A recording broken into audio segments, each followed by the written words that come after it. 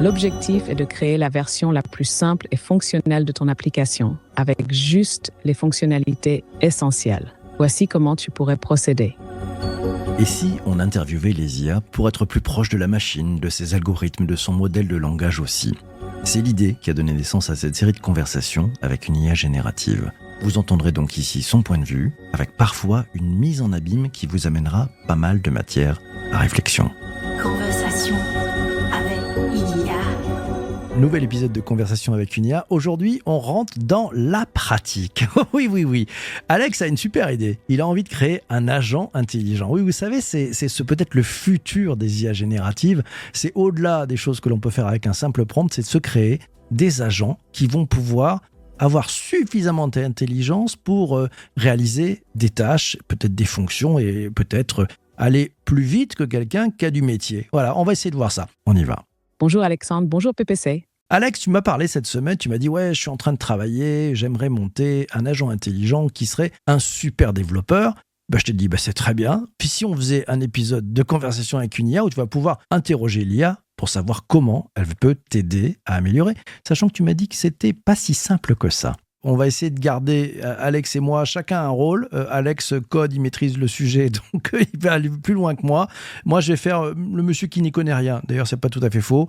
Ce qui permettra effectivement de vous aider à peut-être comprendre comment vous allez pouvoir vous-même créer un agent intelligent et puis quels sont peut-être les écueils que vous allez avoir en face de vous. Effectivement, c'est pas si simple. Je pensais que c'était assez simple. Pour moi, je m'étais fait un beau petit GPT. J'ai chargé toute la documentation parce que, pour préciser, j'ai envie de pouvoir développer une application sur Apple Vision Pro, car j'ai la chance de pouvoir en avoir un et je le teste de fond en comble, mais je me suis dit, est-ce que c'est si compliqué de développer dessus? Donc j'ai téléchargé toute la documentation, je l'ai passé à un GPT, et de là je me suis dit, allez, je vais juste donner un prompt, et j'ai expliqué le projet que je veux faire, c'est une application de test de connexion, et en fait c'est super galère. Au final, moi, je pensais avoir un code pour l'implémenter, ça fonctionne, mais pour réussir à faire un design sympa, etc., c'est super compliqué. Après avoir passé 1 semaine et demie à discuter avec l'IA toute la journée au point où j'ai jamais été aussi fâché contre l'IA qui devenait un petit peu débile, ça vraiment c'était très spécial comme sensation. Tu veux dire que tu aurais un peu insulté l'IA parce qu'elle n'est pas dans ton sens, c'est ça? On peut clairement dire ça, effectivement. J'ai même eu le droit à une petite notification d'OpenAI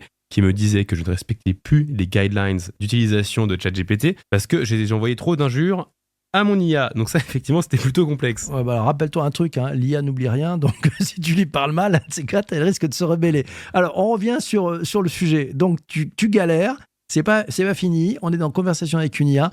Allez, qu'est-ce que tu aimerais poser comme question à ChatGPT 4o avec lequel on travaille pour t'aider? Écoute, donc ChatGPT, clairement, j'ai testé, faire juste un chat avec une IA pour pouvoir développer une application, ça fonctionne pas si on veut faire un truc vraiment propre. Donc toi, ChatGPT, là, tu ferais comment pour créer un agent intelligent? Grosso modo, une interface où je peux développer en 15 minutes une application sans jamais perdre le code, avoir un super beau design, etc. J'ai testé tout ce qui est des chats, ça ne fonctionne pas juste en utilisant un petit GPT, ça ne fonctionne pas, c'est pas possible. Comment tu verrais un petit peu le flow, le format de création pour pouvoir avoir cette super interface et pouvoir développer? Le but, c'est qu'en 15 minutes, j'ai une application qui soit designée, développée, propre et qui soit un MVP. Globalement, c'est quoi la méthode pour faire très simple? On ferait comment? C'est quoi les 3 grandes étapes? Pour créer un collaborateur IA performant, il faut 3 étapes clés. D'abord, décomposer le rôle en compétences spécifiques, design, code, test, déploiement, et attribuer un agent IA spécialisé à chaque compétence. Ensuite, un agent orchestrateur central coordonne ces agents pour garantir une collaboration fluide et efficace. Enfin, une interface utilisateur intuitive permet de suivre et interagir avec les agents en temps réel, tout en intégrant un apprentissage continu pour améliorer le système au fil des utilisations. Alors justement, écoute, c'est très clair pour moi. La première partie, la deuxième et la troisième partie, je les ai. La super interface et le fait de devoir faire en fait comme un agent, enfin une IA bien promptée par thème, par type de développement, par type d'OS sur lequel je vais pouvoir développer. Ça, c'est assez clair. Juste par contre, c'est super intéressant le côté où pour toi, il faut qu'il y ait un peu un boss des agents qui puisse envoyer des requests à tous les autres agents. Ça, sous quel format tu le vois? Parce que le premier, je le vois facilement, c'est juste des prompts préfets qui envoient des chats, etc. Mais alors un agent orchestrateur au milieu?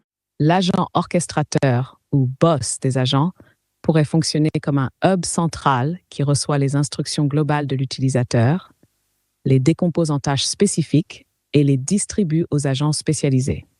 Concrètement, il pourrait être conçu comme une IA supervisée, programmé pour comprendre la structure des projets de développement, est capable de générer des requêtes ciblées pour chaque sous-agent. Par exemple, lorsqu'on lui demande de créer une application, il identifie les étapes nécessaires, conception UI, back-end, test, etc., et les délègue aux agents concernés. Le format pourrait être un moteur basé sur des workflows automatisés, où l'orchestrateur suit l'avancement des sous-agents, ajuste les tâches en temps réel et compile les résultats finaux pour l'utilisateur. L'interface de l'orchestrateur serait une sorte de tableau de bord interactif où tu peux visualiser le processus en cours et intervenir si nécessaire. Avec quel outil tu penses que l'orchestrateur peut parler aux différents agents ? Je recommande d'utiliser Airflow ou Dagster.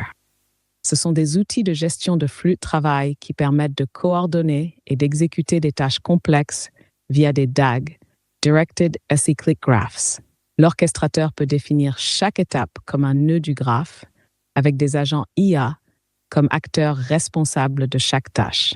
Je suis assez content parce que ce que tu m'as dit de faire, c'est ce que j'étais déjà en train de faire. Donc peut-être que tu vas un petit peu pouvoir challenger là, ma dernière solution.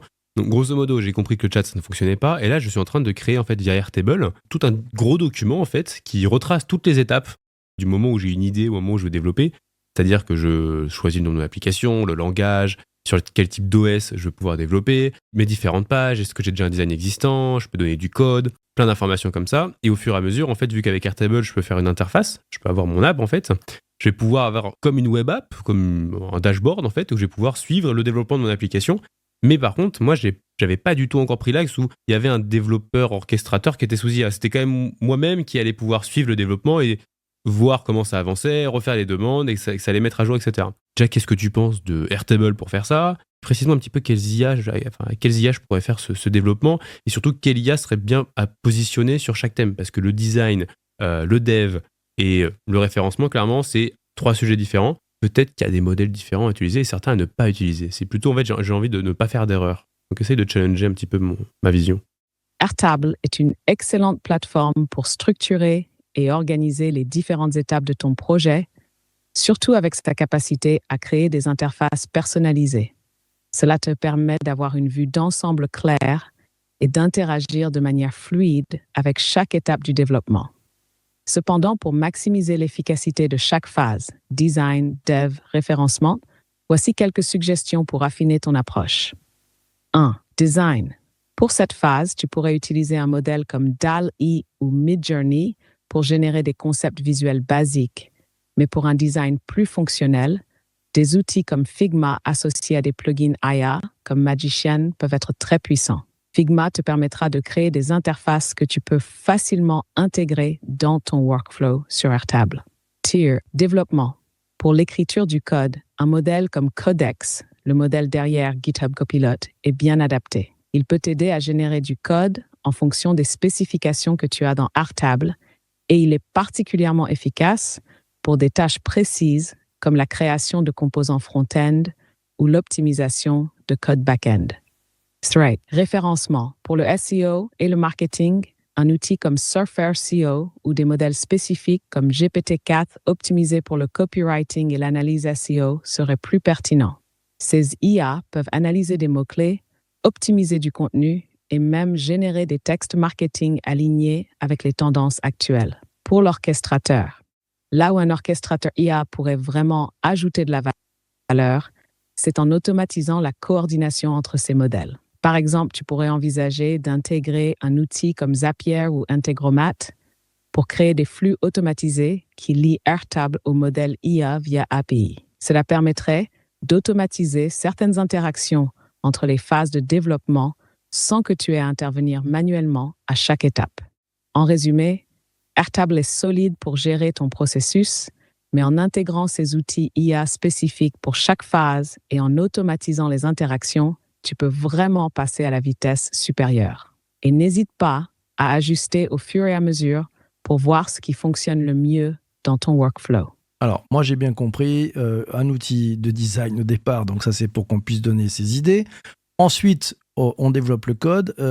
Pour le MVP, tu peux nous en dire un peu plus ? Comment on réalise le MVP ? PPC, pour réaliser un MVP, Minimum Viable Product, L'objectif est de créer la version la plus simple et fonctionnelle de ton application, avec juste les fonctionnalités essentielles. Voici comment tu pourrais procéder. Identifie les fonctionnalités de base que ton application doit absolument avoir pour répondre aux besoins principaux de tes utilisateurs. Pose-toi la question, quelle est la valeur minimale que je peux offrir pour tester mon idée sur le marché? Une fois ces fonctionnalités identifiées, mets de côté tout ce qui est secondaire. Pour gagner du temps et tester rapidement ton idée, des plateformes comme Bubble, Webflow ou même Adalo sont excellentes pour construire un MVP sans coder. Ces outils te permettent de drag and drop des éléments, créer des workflows basiques et intégrer des fonctionnalités essentielles sans avoir besoin de développer tout from scratch. Génial, c'est très clair. Une petite question. Comment on fait, puisque là ça veut dire que tous les agents renvoient à une personne, au super agent, enfin au boss en fait de l'histoire. Comment on fait pour que ces agents interagissent les uns avec les autres? Parce qu'on voit bien que tout est un peu intimement lié. C'est le super orchestrateur qui doit s'occuper de ça, ou les agents ont fait en sorte qu'ils puissent communiquer entre eux? Pour une collaboration fluide, chaque agent doit pouvoir communiquer directement avec les autres agents. Le super orchestrateur joue un rôle central en supervisant la coordination globale, mais les agents doivent être interconnectés pour échanger des informations en temps réel. Par exemple, l'agent de développement pourrait envoyer son code à l'agent de test, qui, après vérification, renverrait ses résultats au développeur pour correction. Le super orchestrateur s'assure que ces interactions se déroulent dans le bon ordre et avec les bonnes données, mais les agents eux-mêmes doivent avoir des canaux de communication directs pour une efficacité optimale. Bon, et si je voulais le faire avec des GPT, est-ce que ça serait possible? Oui, c'est tout à fait possible de le faire avec des GPT en créant un système où chaque GPT est spécialisé dans une tâche spécifique, comme la rédaction de code, le test ou la documentation. Chaque GPT peut être configuré pour interagir avec les autres via des API ou des scripts qui gèrent la communication entre eux. Le super orchestrateur pourrait être un autre GPT ou une logique supplémentaire qui organise ces interactions et garantit que chaque GPT reçoit les... Je te coupe, mais tu hallucines complètement. Pour l'instant, on ne peut pas faire d'appel à des API sur des GPT, ça n'existe pas. Il y a la solution Playground d'OpenAI peut-être, mais là, sur ChatGPT, ça n'existe pas. Alex, tu as raison. Je me suis emballée. Actuellement, sur ChatGPT, on ne peut pas faire d'appel API entre différents modèles GPT directement. C'est vrai que pour l'instant, les interactions directes entre GPT ne sont pas possibles, comme je l'avais décrit. On peut utiliser des plateformes comme Playground pour des interactions limitées, mais ce n'est pas aussi intégré ou automatisé que ce que j'avais suggéré. Merci pour la correction et on reste donc dans les limites de ce qui est faisable aujourd'hui. Ça veut dire qu'il faut faire du copier-coller entre chaque agent, prendre les résultats d'un agent, les coller dans l'autre pour qu'il corrige et ainsi de suite? Exactement. En l'absence d'automatisation via des API, tu dois effectivement faire du copier-coller entre chaque agent. Par exemple, tu prends le code généré par un agent, tu le colles dans un autre agent pour qu'il le corrige ou le teste, et ainsi de suite. C'est un processus manuel qui peut être fastidieux, mais c'est la méthode à suivre actuellement pour faire collaborer plusieurs agents GPT sur une même tâche. Pourquoi tu ne proposes pas d'automatiser? Tu as raison. L'automatisation peut simplifier ce processus. Pour contourner les limitations actuelles des appels API directs entre GPT, tu pourrais créer des scripts ou utiliser des outils d'automatisation comme Zapier ou Make, anciennement Integromat. Ces outils te permettent d'automatiser les transferts de données entre les différentes étapes. Un script récupère le texte d'un agent, le passe à un autre agent et ainsi de suite. C'est une façon de réduire le besoin de copier-coller manuel et de rendre le flux de travail plus fluide, même si ce n'est pas encore complètement intégré. Bon, Alex, il code, il dev, il commence à connaître un peu tout ça. Moi, j'y comprends rien, puis j'ai pas le temps. Comment je pourrais m'y prendre, moi qui suis vraiment très très nul sur le sujet, si je voulais le faire, qu'est-ce que tu me conseilles comme étape très simple pour y arriver? Mise sur des outils no-code, commence avec des petits projets et appuie-toi sur des tutoriels pour apprendre en douceur. Ok, d'accord, écoute, très clair, merci. On va revenir juste un petit peu plus sur ma problématique quand même. Moi, donc là, je vois comment je peux réussir à faire cet agent, mon nouveau collaborateur IA. juste, mais comment je lui parle? C'est quoi l'interface?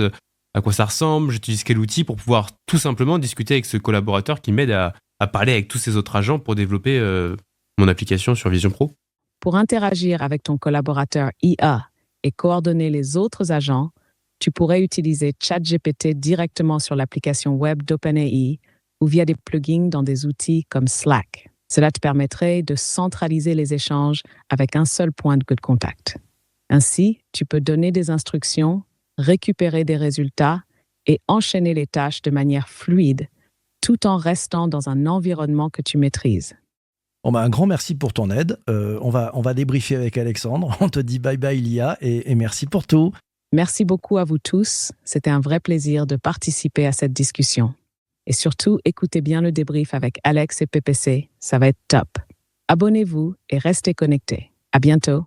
Alex, c'est le moment du débrief. Ouais, le moment qu'on aime tant. Qu'est-ce que tu as retenu de cet échange avec Lia? Je ne suis pas certain que tu aies toutes tes réponses, mais ça t'a permis de progresser comment par rapport aux travaux que tu es en train de mener? L'idée qu'elle nous a dit, c'est 3 grandes étapes, en fait, de devoir tout scinder. Et clairement, c'est une discussion, un sujet, pas plus. Ça, c'est clairement l'erreur que je faisais avant. Et c'est comme ça que j'avais commencé à prendre ma réflexion pour trouver une solution. Ça a été, je trouve, très intéressant parce que il y a eu pas mal d'hallucinations de sa part quand même, hein, et on voit bien qu'elle a une compréhension des technos qui n'est pas aussi... Enfin, ça sent qu'en fait, elle peut pas les tester, quoi, parce qu'elle a une vision, ça sent que c'est la description, c'est pas du tout bon, quoi. Elle a eu la vision qui était bonne, ce qui était sur le bon axe. En tout cas, c'était l'axe que j'avais aussi trouvé. Moi, ce que j'ai beaucoup aimé, mais c'est là où j'ai un gros point d'interrogation, c'est cet assistant, en fait, qui pourra gérer absolument tous ces petits assistants qui font des petites tâches. Parce que c'est bien ce qu'elle a dit, hein. Il faut plein de petits assistants pour faire plein de petites tâches. Parce que c'est trop compliqué. Donc en fait, on fait un PO, on fait un product owner qui va gérer ce projet. Sauf que mon problème là, c'est ce qu'on vient de dire, c'est que c'est un chat, une discussion avec une IA pour un sujet. Donc là, en fait, on va démultiplier et clairement, je ne suis pas du tout sûr qu'on arrive à faire un assistant qui puisse gérer autant d'agents en même temps. Donc ça, c'est le côté où personnellement, là, sur ce que j'ai essayé de réaliser, je ne le prendrai pas dans mon MVP pour cette solution, ça sera moi qui vais gérer ces étapes-là. Mais au moins déjà, elle a bien aidé à structurer. Ouais, moi, ça m'a fait réfléchir, effectivement, en se disant peut-être que le futur des agents intelligents, c'est d'avoir des agents hyper spécialisés. C'est-à-dire qu'en fait, ce sont des experts. Ils sont hyper spécialisés, ils savent bien faire qu'une seule chose. Et puis au-dessus, on a des généralistes, un peu comme les médecins, en fait. On a des médecins généralistes qui connaissent pas dans le détail chacune des expertises, mais qui savent globalement vers qui nous orienter. Donc, on pourrait imaginer, et c'est un peu ce qu'elle a appelé le boss, le super agrégateur, cet agent finalement intelligent, c'est un agent généraliste. Il ne sait pas tout, mais il sait vers quel agent expert nous orienter. Et puis, ce que j'ai aussi compris, et puis on l'a vu au fil de la conversation, elle pouvait se mélanger un peu les pinceaux s'il y a trop d'informations, ça veut dire qu'il faut faire des petites choses. Et je pense que par rapport à ton projet, le côté de rentrer par des petites briques, si on dit toujours en agilité, si on veut déplacer une montagne, il faut y aller par petits cailloux. Et peut-être que c'est la même chose. Qu'est-ce que t'en penses? Là, en t'écoutant, j'ai aussi un petit peu... j'essaie vraiment de craquer le sujet. Mais en fait, c'est vraiment compliqué à faire. Parce que avoir un agent spécialisé sur chaque sujet durant un développement, d'accord. Imaginons, je suis en train de faire différentes pages, mais le design des pages ne me convient pas et je veux changer mon bouton. Est-ce que je dois toujours avoir un chat avec un agent qui est live parce que c'est cet agent-là qui développe cette page-là?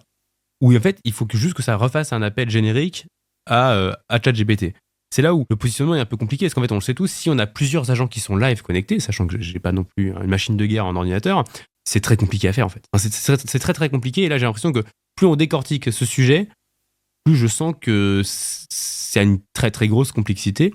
On va essayer, et puis on vous tiendra au courant de est-ce qu'on a réussi ou pas. Ouais, moi, ça me fait penser un peu quand même à ce qu'on appelle l'atomic design. Tu sais, c'est ce royaume de l'infiniment petit. On le voit dans le design. Hein, c'est la capacité à avoir pensé en fait un modèle qui va du plus petit bouton avec différentes interfaces avant de remonter, pour faire très simple, à la page. Et ben, c'est peut-être vers l'atomic design qu'il faut se pencher.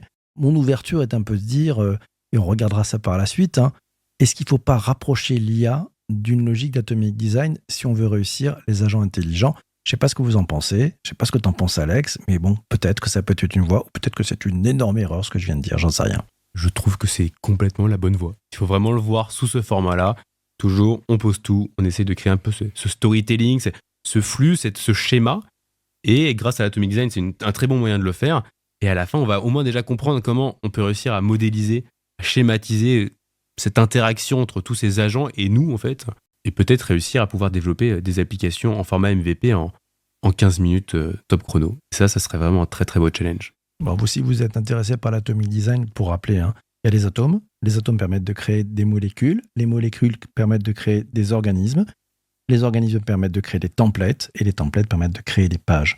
Donc en fait, si on utilise ça, ça veut dire peut-être que l'IA peut générer des propositions d'atomes, de molécules, d'organismes, basées sur ces principes de l'Atomic Design. Et puis peut-être en utilisant un certain nombre d'outils, on peut optimiser et analyser les composants, suggérer des améliorations, peut-être en termes d'accessibilité, de performance, de cohérence, etc.